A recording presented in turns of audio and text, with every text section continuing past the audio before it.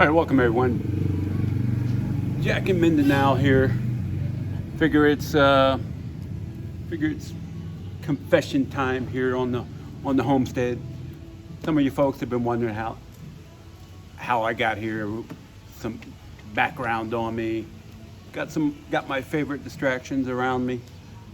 So let me give you some information about it. Like I said, I started this channel. This is just to update friends and family on what's going on here, 8,000 miles away from everybody. It seems.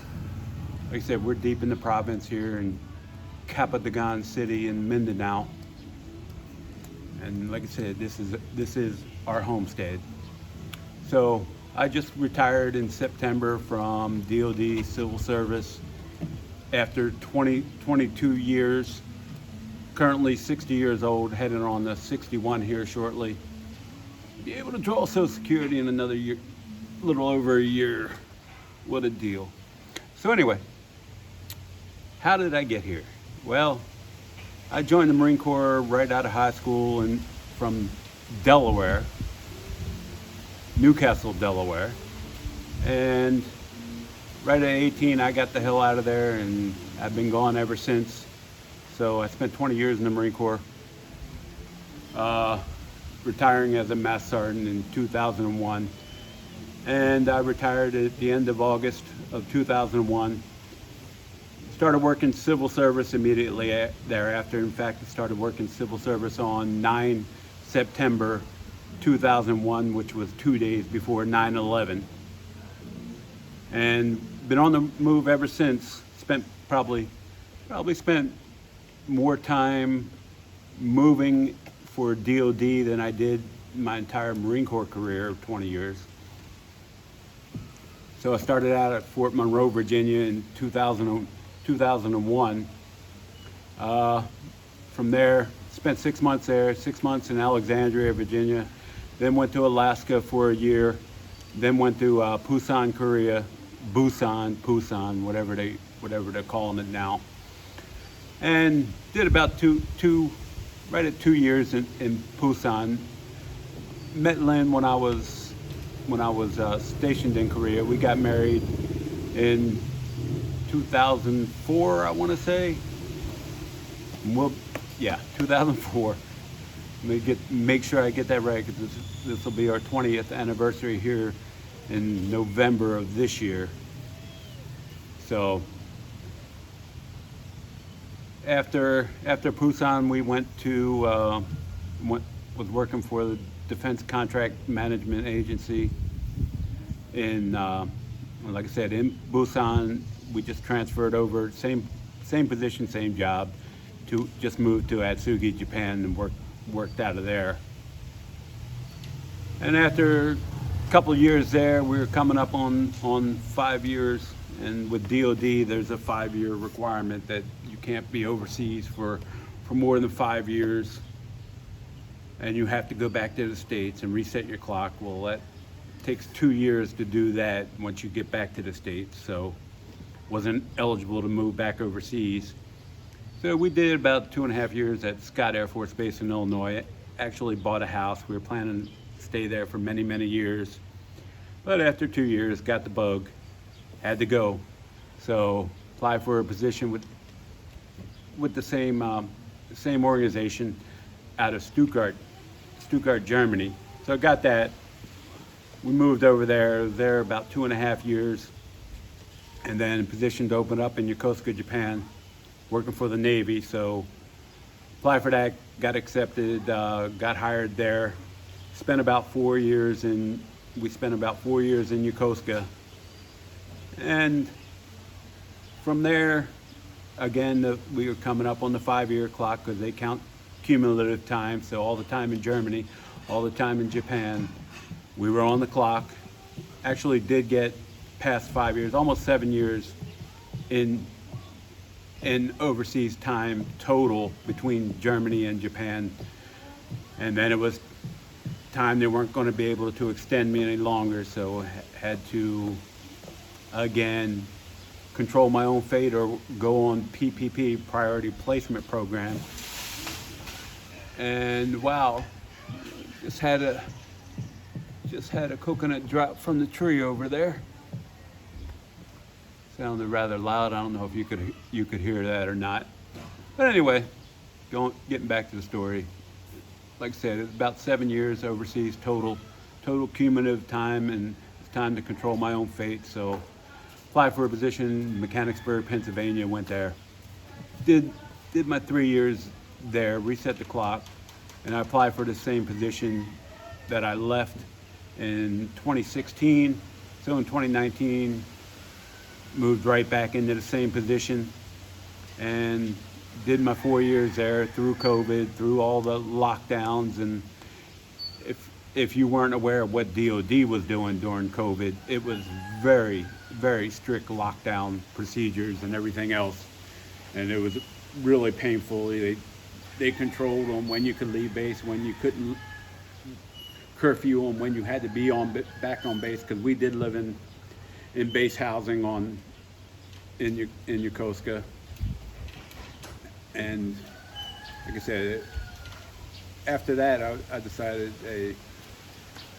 it was about time. So we started building a house in 2022, and right as COVID was ending, and it did another year.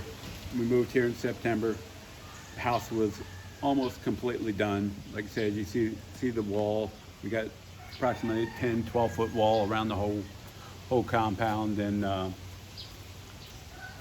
house was complete with a few minor issues when we first got here, like the ceiling rails up top there, and waiting for the glass to come in to put them on, or put that in. Like I said, you can see some of my other videos and what the house looks like on the inside. You'll notice from my videos, this is all raw. I'm not going to get into being an editor on this YouTube stuff. I don't think I'll be spending that much time in it. Like I said, it's to update family and friends. It's not.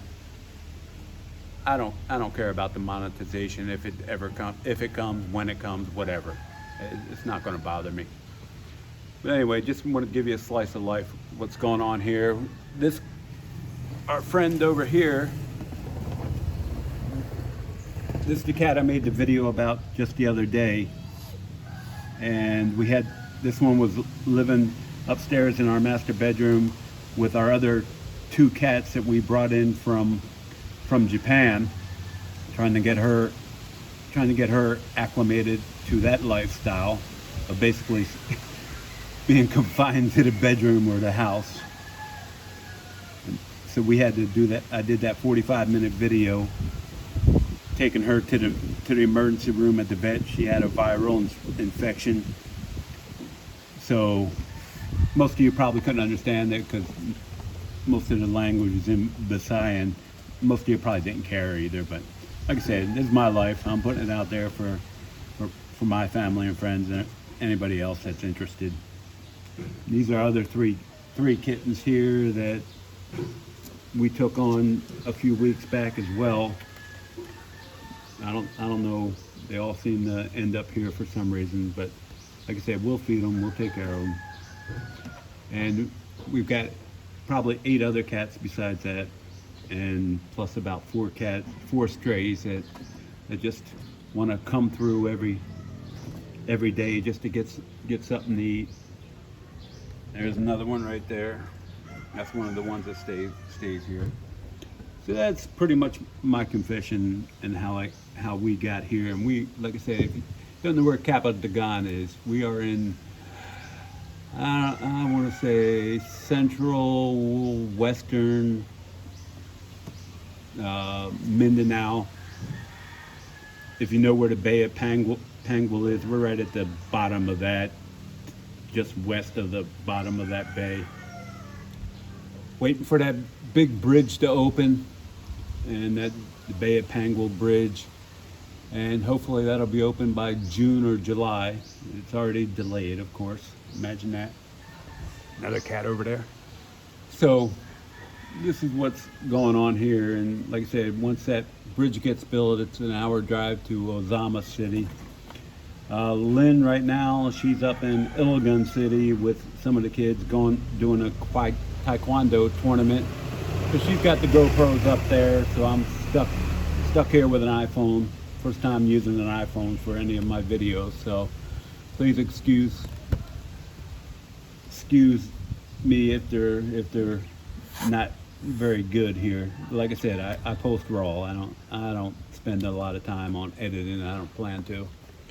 Out there you'll see the rice field, the one right in front of our house, is not should be ready to harvest anytime. I'll try to get some video of that later on when that happens. Like I said, about 10% of the fields here right now, I wouldn't even say 10%, 5 to 10% of the fields have been harvested so far.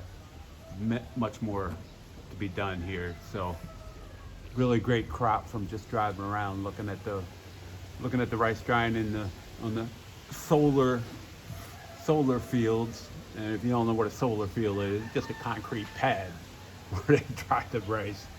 And they call it a solar drying mill or something like that. But it's a concrete pad. But you'll also see it in some of my other videos of them drying the rice right on the side of the road.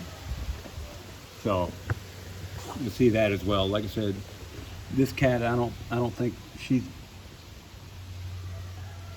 had spent too much time with the other cats, with these other kittens, so she's in quarantine right now, due to go back to the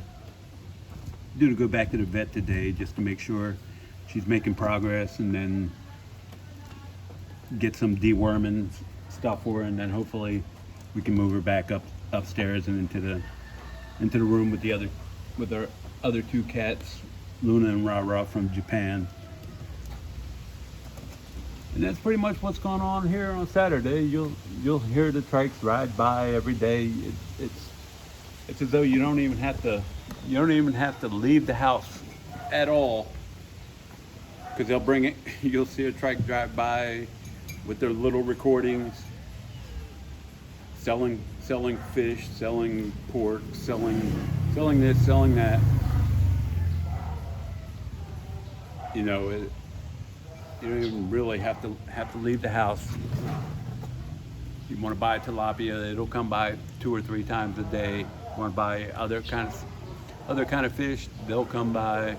Squid, octopus, everything's for sale here on the mobile. On the mobile, you can hear in the background now somebody's selling something. It's about to drive by.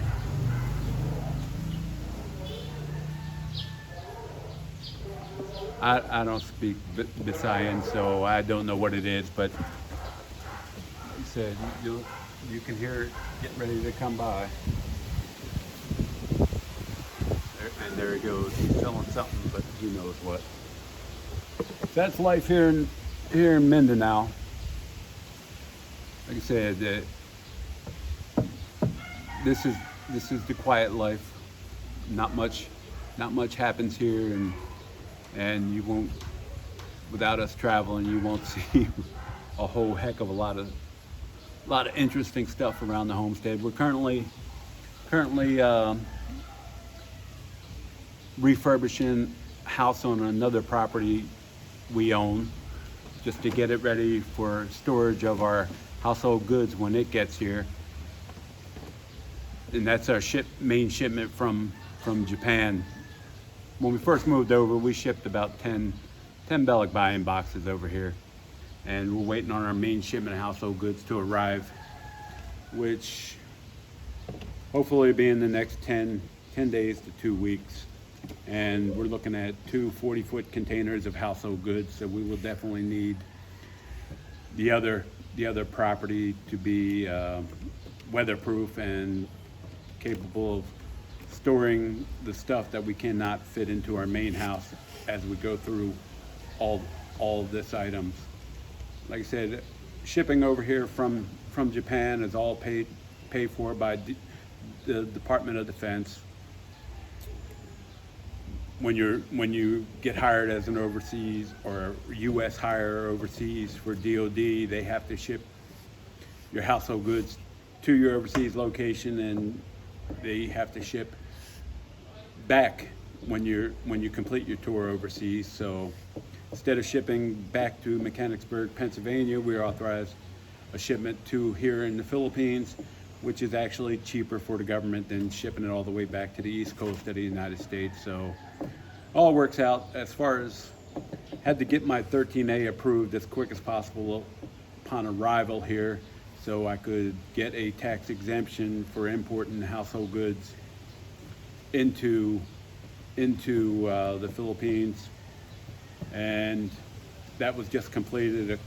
Well, 13A was approved back in December. We just got the tax exemption after filing for that, and I want to say beginning of February we applied for that. Everything is a bureaucracy here. It takes time to do anything in this system, but we got tax exemption that saved us anywhere from $8,000 to $10,000 US, not having to pay duties and taxes on importing our stuff into the country. So like I said, we've got two 40-foot containers contained in 16 lift vans, which is what they call type 2 household goods wooden crates that fit right into these 40-foot containers. So we've got 16 of them, and once they set up delivery, shipment arrived at Cebu on 21 February. It's just cleared customs now. It's moving to the designated agents facility in Cebu, where it can be decontainerized, and those containers can be taken back to the port, so they don't have to pay demurrage charges on those containers. So that, like I said, hopefully 10 days to 2 weeks to get that shipment here to be delivered. And that's been in storage since temporary storage for 3 months, 90 days, which was that's authorized by the government as well. So did that way we were able to complete the 13A visa and do all the tax exemption paperwork after the 13A approval. And you're also required to have the overseas bill of lading and a lot of other documents just to submit with the application for the tax exemption. So it's a painful process, but it's finally over. Hopefully we won't have any issues with mold, because mold in Japan and in the Philippines is a very, very big issue. But like I said, our Japanese carriers in Japan are extremely professional, and everything is well packed, so we don't expect much damage or mold on our shipment. And like I said, fingers crossed, we'll see how that goes.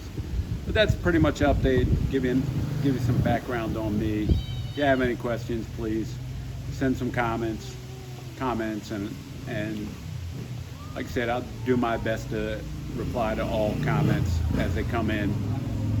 Like I said, it's not the purpose of this channel. Again, I don't really care if I ever get monetized. That's not the purpose of this channel, but like I said, that's pretty much what's going on here in Mindanao. If you got any questions, write some comments and I'll let you know what's going on. Well, thanks for watching, everyone. So take care.